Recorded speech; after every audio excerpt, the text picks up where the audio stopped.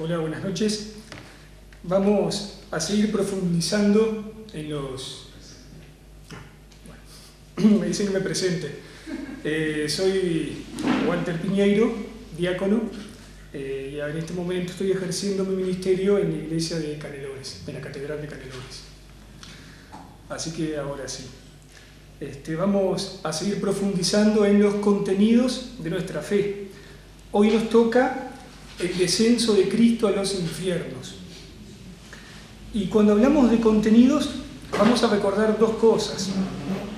Por un lado, que la palabra contenido nos puede resultar medio engañosa, porque a veces cuando hablamos de contenido se nos remite a algo muy abstracto, lejano, lejos de nuestra cotidianidad. Y sin embargo, los contenidos de nuestra fe son como la base más profunda de nuestra realidad, lo que la cimienta. Benedicto XVI, en el discurso inaugural de Aparecida, decía que Dios es la realidad más profunda de nuestra existencia. Es la realidad fundante de nuestra existencia. O sea, los contenidos de nuestra fe no son solamente la base, los cimientos de lo que creemos con la cabeza, sino también la base sobre la que se sostiene toda nuestra vida, todo nuestro sentido, nuestra orientación. Y por otro lado, los contenidos de nuestra fe siempre se tratan de hechos, acontecimientos, algo que pasó en la historia y que dejó su huella. No se trata de especulaciones que luego vinieron con los estudios teológicos. Y el contenido que nos toca hoy, el descenso de Cristo a los infiernos, quizá, si no fuera porque lo recitamos en el credo, nos podría sonar bastante raro. Incluso si el cristianismo fuera un libro y el misterio pascual estuviera en el centro del libro, como que nos podríamos imaginar que el descenso de Cristo a los infiernos como que podría ser una parte de apéndice, como una curiosidad, una anécdota. Sin embargo, tenemos que recordar que si justamente el credo, en el poco número de renglones que tiene, cada enunciado es importante, cada enunciado remite a una verdad irrenunciable de nuestra fe. Y allí quedó testimoniado. El descenso de Cristo a los infiernos tiene que ver con el núcleo de nuestra fe, con el misterio pascual, con la muerte y la resurrección de Jesucristo. El descenso de Cristo a los infiernos forma parte, aunque el misterio es uno, no son fragmentos sueltos, hay una unidad, forma parte del acontecimiento de la Pascua. Tiene que ver con la muerte de Jesucristo y con su resurrección. Allí donde Cristo entra en la misma muerte y allí donde se origina la resurrección, allí está engarzado, formando una unidad, el hecho, el acontecimiento del descenso de Cristo a los infiernos. Entonces vamos a entrar en el numeral 631. Vamos a comenzar a leerlo e irlos comentando. Comienza con una cita de la carta de Pablo a los Efesios. Jesús bajó a las regiones inferiores de la tierra. Este que bajó es el mismo que subió. El símbolo de los apóstoles, el que nosotros llamamos normalmente credo corto, confiesa en un mismo artículo de fe el descenso de Cristo a los infiernos y su resurrección de los muertos al tercer día. La unidad del misterio del que hablábamos. El hecho es uno. El descenso no se encuentra desligado ni de la muerte ni de la resurrección. Es como la bisagra entre los dos acontecimientos. Y si observamos con atención, es significativa la expresión que aparece citada en la carta a los Efesios. Este que bajó es el mismo que subió. Hay esa palabra, ese término, este. Justamente, ahí en ese este está nuestra buena noticia, nuestro evangelio. El mismo que murió, el mismo que descendió al abismo de la muerte, ese logró salir. No se lo tragó el abismo, la oscuridad ni el vacío. La muerte no pudo con él. Y para expresar esta realidad se la dice con un lenguaje simbólico. Se dice Jesús bajó.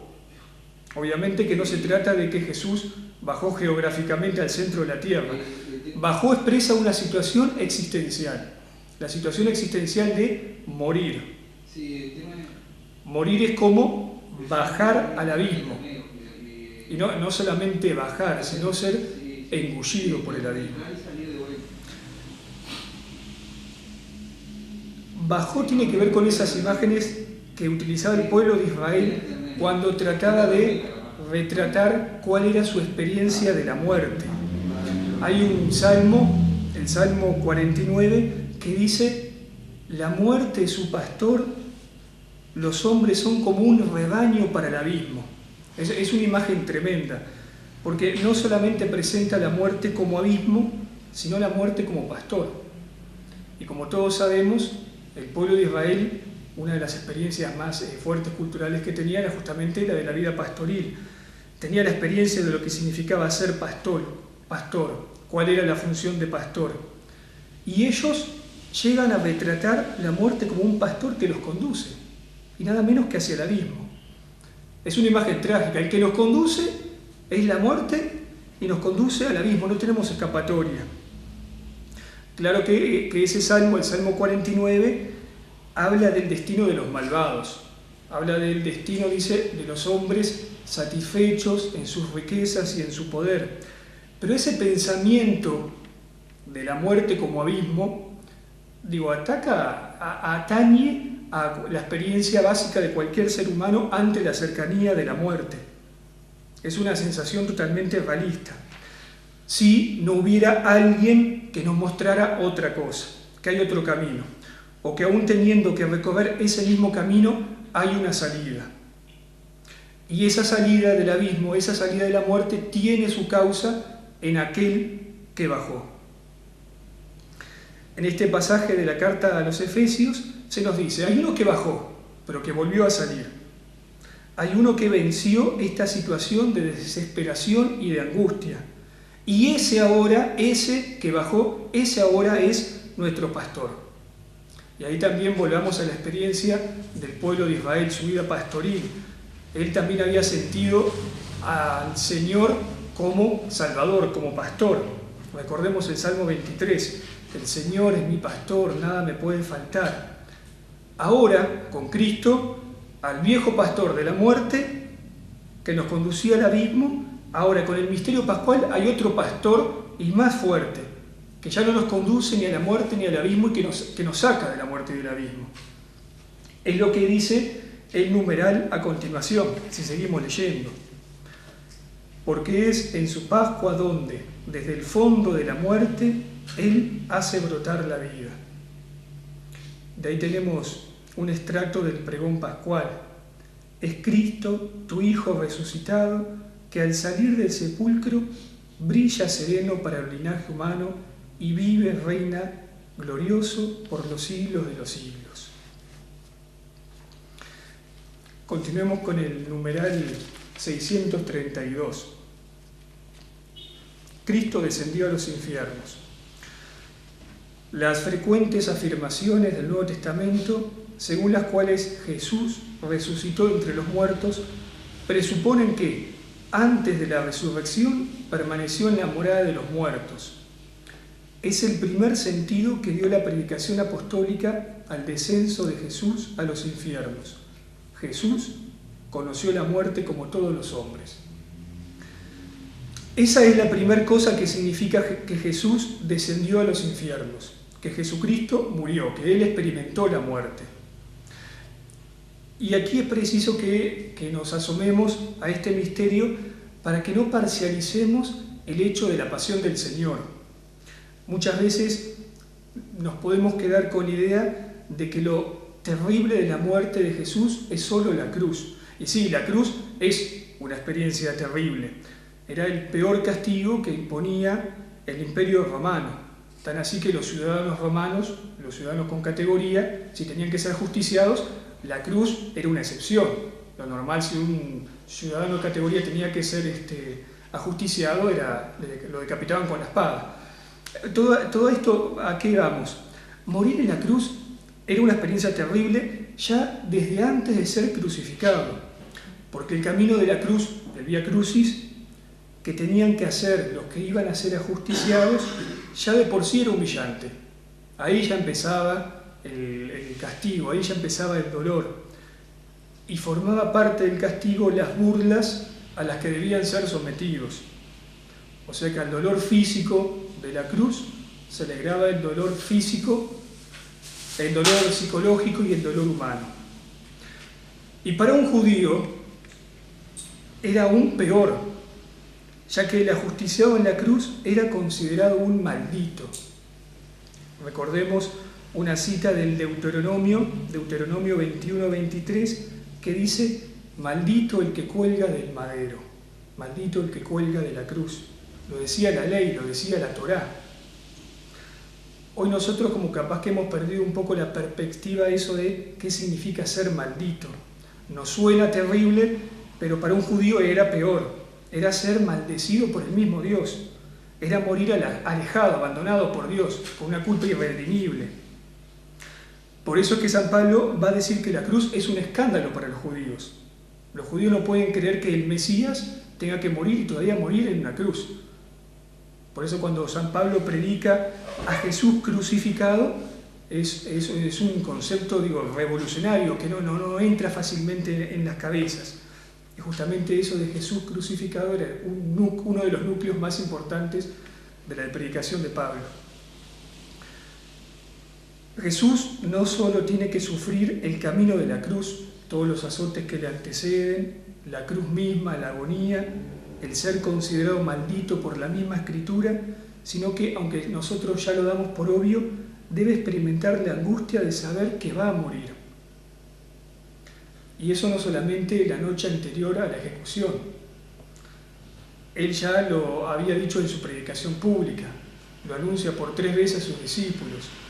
Y también él prevé una muerte violenta. Recordemos la parábola de los viñadores asesinos en Marcos.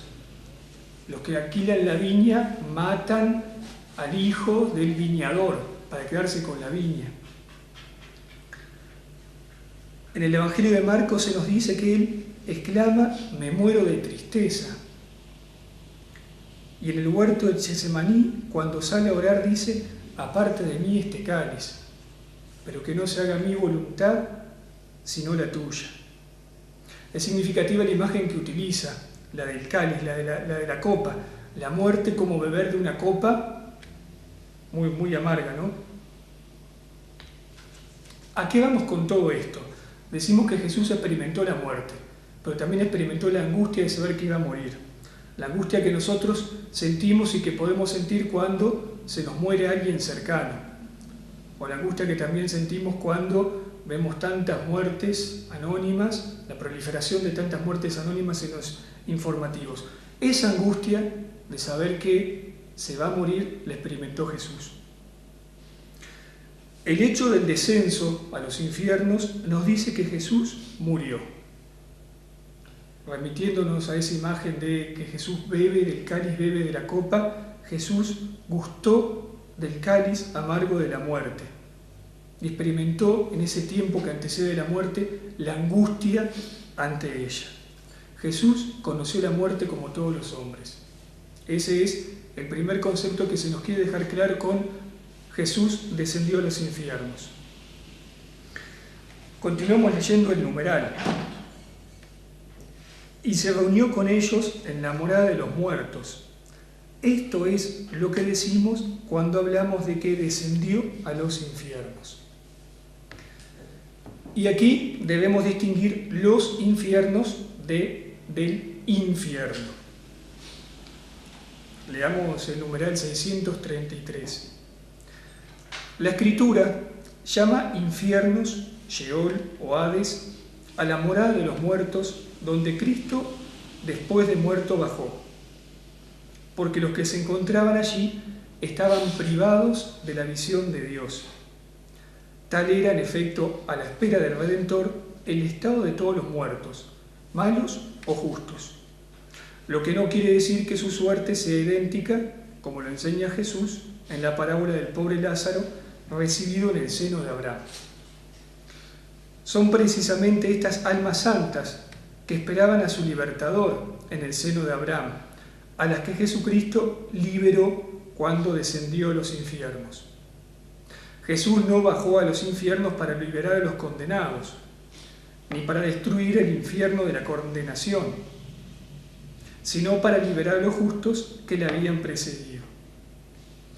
O sea, una cosa es esa morada donde estaban los muertos, el Sheol, el Hades, las regiones inferiores, y otra cosa es el infierno, que en la Escritura aparece como la Gehenna, el lugar, el estado de los que se han excluido de la presencia de Dios, del estado de los condenados.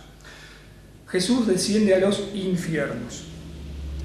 Los infiernos expresaban la idea judía que se tenía de a dónde iba a parar uno cuando moría. Era una forma que se tenía de expresar el estado de los que habían dejado de vivir. Era como si uno se fuera a vivir al país de las sombras y vivía allí como una sombra. Uno se iba a las regiones inferiores. De ahí justamente la palabra los infiernos, lo que está en lo inferior, lo que está abajo, que en griego, que era uno de los idiomas internacionales de aquella época, le llamaban el Hades.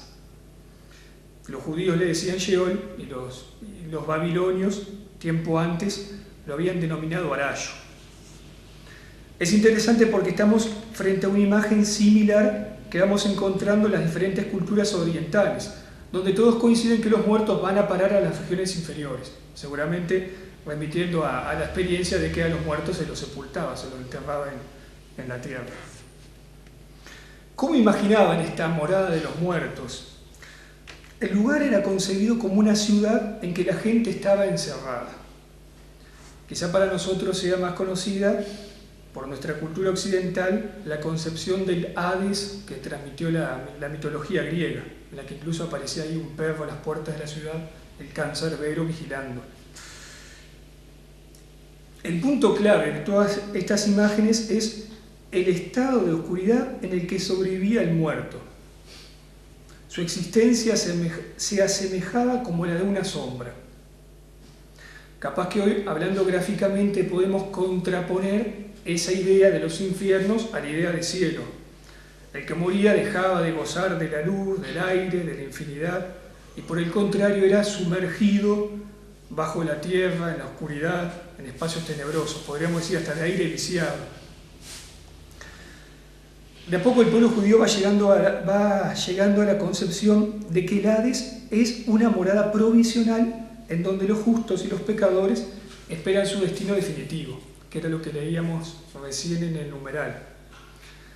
En la época de Jesús, si nos remitimos a Lucas 16, se hablaba de que los buenos se encontraban en el seno de Abraham, mientras que, también siguiendo a Lucas, que no habla de malos, sino que hablan de aquellos que no habían sido capaces de mirar el sufrimiento del hermano, se encontraban en el Hades, lugar de tormento. Pero básicamente tenemos que decir que se trataba de una situación de espera. Hasta antes de la resurrección, va a decir la tradición cristiana y los llamados padres de la Iglesia, todos los que morían esperaban allí. Al bajar Cristo a los infiernos, como que rompe las puertas de esa ciudad mortal. Y gráficamente podemos decir que abre las puertas del cielo. En Apocalipsis 1:18 nos va a decir que Cristo tiene las llaves de la muerte y del Hades. Tener las llaves significa que es el Señor el que domina, el que tiene en poder la situación. Y al final, en el mismo Apocalipsis, se nos revela que la misma muerte y el mismo Hades